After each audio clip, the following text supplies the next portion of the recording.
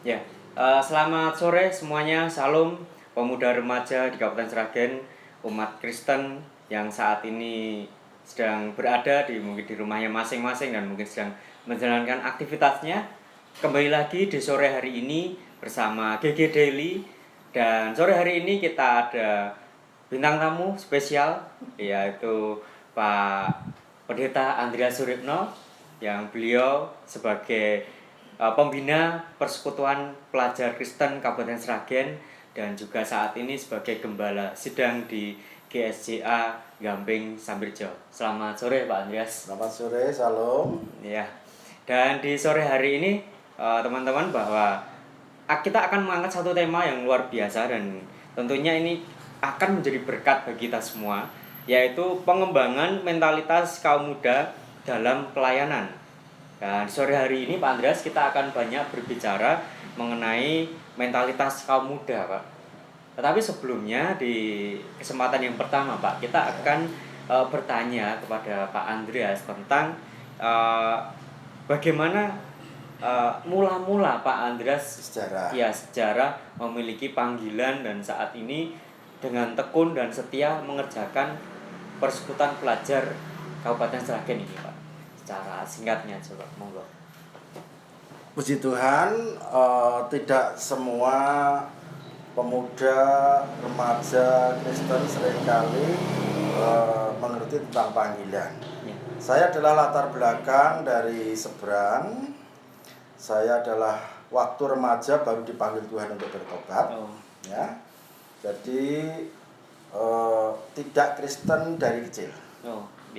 Nah, mengapa saya memiliki panggilan untuk terjun di dalam kaum muda, remaja, pelajar khususnya? Karena di waktu saya awal pertama menjadi orang percaya, saya masih saya drop out, kemudian melanjutkan sekolah lagi di SMP. Waktu kami SMP, kami tidak memiliki pembimbing atau guru agama Kristen. Sehingga setiap pelajaran agama kami harus mengikuti di dalam kelas itu, atau kami harus keluar. Akhirnya kami memilih keluar, kami ada di perpustakaan berdoa. Dari situlah kami rindu. Kalau Tuhan pakai kehidupan kami, biarlah saya mau melayani di sekolah-sekolah di mana anak-anak membutuhkan pembimbing, membutuhkan seorang pendidik guru agama Kristen. Awalnya dari itu. Hati ini rupanya menggebu oleh karena melihat banyak anak-anak yang senasib dengan saya waktu sekolah, ya. Itu di Sragen atau di mana? Di Pati. Di Pati. Ya, di Juwana Pati ya. Pak Andreas ini asli ya, Pati ya? Iya, betul. Ya, itu. Nah, kemudian setelah itu keadaan orang tua tidak memungkinkan untuk saya melanjutkan sekolah, tetapi saya tetap semangat berdoa, mohon pertolongan Tuhan untuk kami dapat sekolah, akhirnya sampai di Intios, ya. Kemudian selesai kami melayani di GSJA Bunga Bakung waktu itu, dibina oleh gembala senior di sana, Bapak Pendeta Markus Bambang almarhum. Nah, dari situ saya banyak belajar tentang pelayanan-pelayanan, mulai dari sekolah minggu, ya, remaja, pemuda, sampai pada jemaat. Kami masuk di dalam staf penggembalaan di sana, ya. Akhirnya pada tahun 88 saya selesai kuliah di wisuda. 89 Tuhan izinkan saya dilempar langsung ke Sragen. Tapi sebelumnya, sejak saya tingkat 3 kuliah, saya sudah mengajar di SPG Kristen di Kerten, ya, SPG favorit di Indonesia itu, ya, waktu itu paling maju. Saya senang juga di SMA 4. Nah, kemudian juga di sekolah swasta di Widya Bakti di Karangasem. Nah, saya sudah melayani di bidang sekolah dan juga di gereja. Nah, terus tiba-tiba tahun 89 SK ada di SMA 2 Sragen. Nah dari situlah saya menjalankan tugas yang Tuhan berikan. Sekalipun Sragen saya belum mengetahui di mana tempatnya dan bagaimana keadaannya. Lalu kami masuk SMA 2, dari sana sementara kami masuk, benar-benar ada sekelompok anak-anak muda, yaitu anak-anak SMA 2 sedang menangis berdoa. Setelah saya temui, mereka sukacita. Saya kenalkan bahwa saya diutus oleh Tuhan untuk membimbing, untuk membina kalian. Mereka sukacita oleh karena selama ini dia bercucuran air mata memohon kepada Tuhan seorang guru pendidikan agama Kristen. Itu tahun berapa ya, Pak? 89. 1989. Di SMA 2. Iya. Jadi kalau misal sampai hari ini Pak Andreas sangat setia dalam panggilan, berarti sudah berapa tahun, Pak? Dari Ya, 89. ini sudah 31 tahun. 31 tahun. Itu bukan waktu yang singkat loh, teman-teman. Proses yang luar biasa. Mengerjakan satu pelayanan dan itu dikerjakan dengan tekun dan setia. Ya. Nah, itu luar biasa. Itulah awal mula Pak Andreas menemukan panggilan untuk para pelajar di Kabupaten Sragen. Kemudian untuk ini Pak, yang kedua, selama Pak Andreas mengerjakan itu, pelayanan PPK ini tentu banyak sekali mengalami tantangan, mungkin mengalami kebuntuan-kebuntuan, atau mungkin ada hambatan-hambatan yang mungkin Bapak Andreas bisa menceritakan. Adakah yang menarik atau mungkin yang sangat terkesan dalam selama perjalanan 31 tahun ini, Pak? Ya. Saya senang sekali, ini sangat menggugah kami untuk melihat kembali pelayanan yang Tuhan berikan ini memang sangat unik. Yeah. Ya. Nah, akhirnya setelah kami ada di SMA 2, mulai tanggal 13 September tahun 1989 itulah kami adakan PPK khusus SMA 2. SMA 2 Nah, itu awal dulu namanya memalukan ya, dulu namanya anak-anak itu menolak waktu itu PSK. PSK ya. Singkatannya adalah Persekutuan Siswa Kristiani. Ya. Nah, akhirnya berkembangnya waktu, akhirnya tahun 2001 nah, kami kembangkan, kami merekrut seluruh SMA, SMP se-Kabupaten Sragen untuk bersama-sama mengadakan persekutuan. Nah, dari inilah lahir, kalau 13 September itu tadi sudah 31 tahun, tetapi untuk PPK gabungan yang dulunya namanya PSK itu diganti PPK, Persekutuan Pelajar Kristen, dulu Persekutuan Siswa Kristiani sama saja. Dari 2001 ya itu mulai gabungan bersama. SMP, SMA, SMK. Iya. Nah, kenapa saya rindu mereka-mereka ini bergabung di dalam ibadah bersama. Program PPK adalah yang pertama, seminggu sekali tiap-tiap sekolah diadakan doa. Jadi mereka ini mengadakan doa di sekolah masing-masing, itu program kami.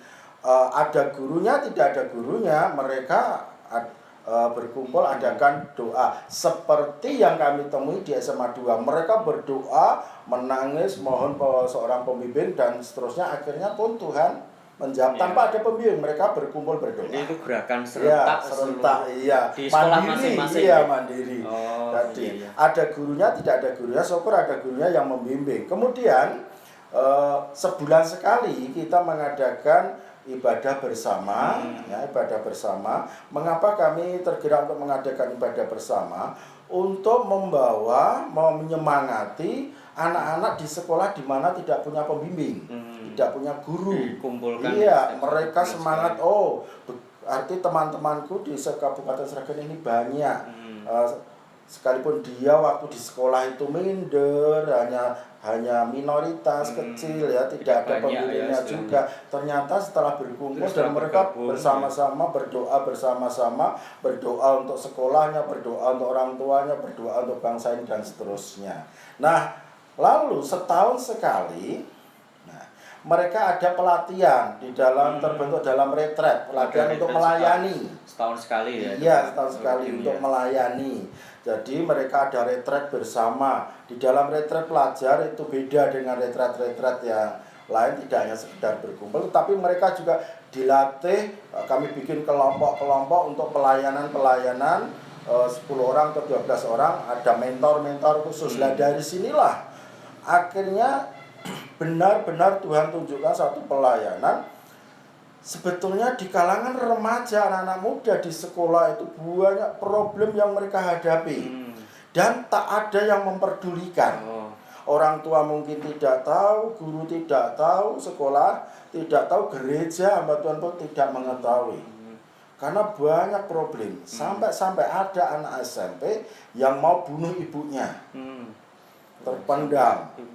Ada juga anak yang SMP kelas 2 waktu itu juga sudah panggilan PSK.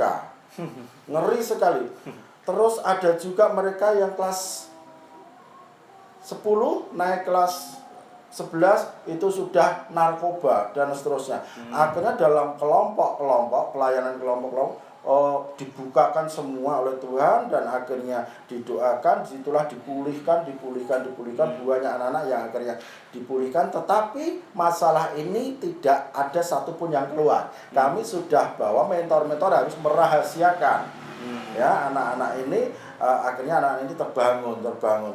Dia mengadakan pengakuan di hadapan Tuhan, dan teman-temannya juga kami jaga supaya mereka juga istilahnya menjaga ya teman-temannya supaya dipulihkan. Betul. Dan itu banyak sekali hal seperti, dan itu kami lakukan setiap tahun.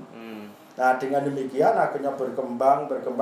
Ternyata waktu pekerjaan Tuhan berjalan, setan tidak suka. Iblis tetap mencari kendala-kendala di mana saja ya.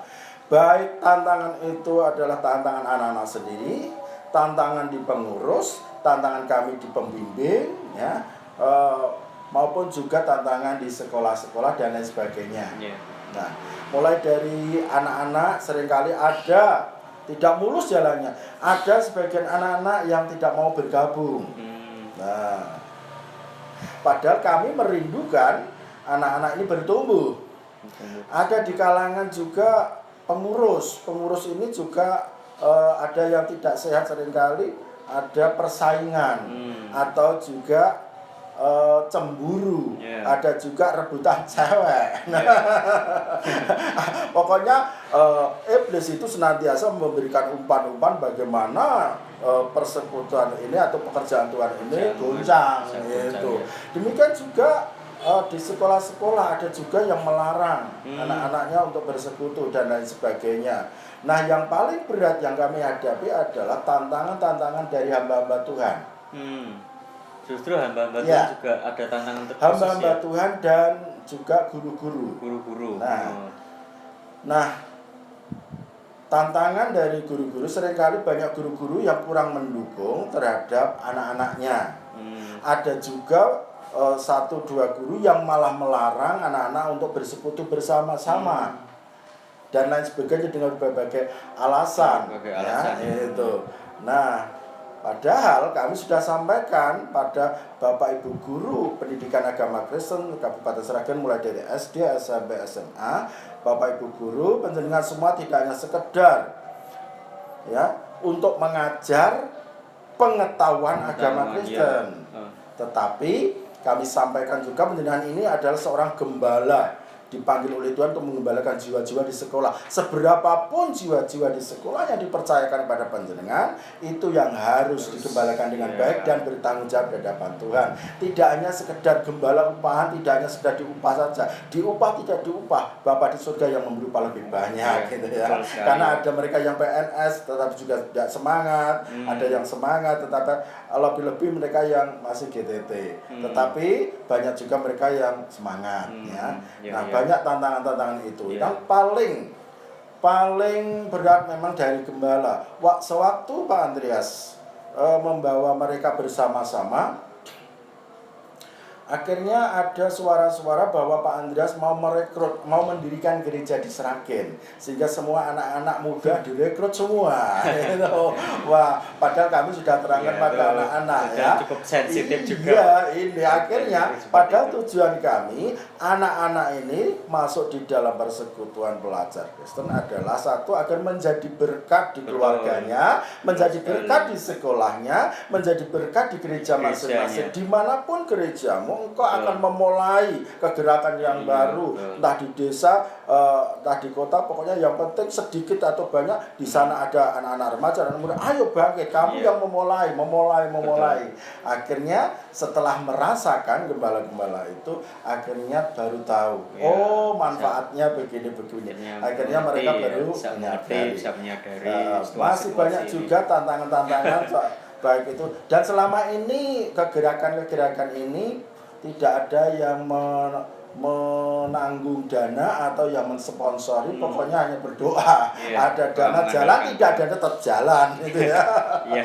Yang selama adalah kami sekeluarga itu yang mendoakannya. Iya, itu tantangan-tantangan yang masih banyak lagi sebetulnya, sebagian yang harus dimengerti. Ya, wah luar biasa sekali ya teman-teman. Kita bisa saya sendiri kalau merasakan ini juga tidak mudah ternyata mengerjakan ini selama 31 tahun ini. Tantangan-tantangan itu banyak sekali, dan Pak Andreas kuncinya adalah terus mengerjakan dengan setia.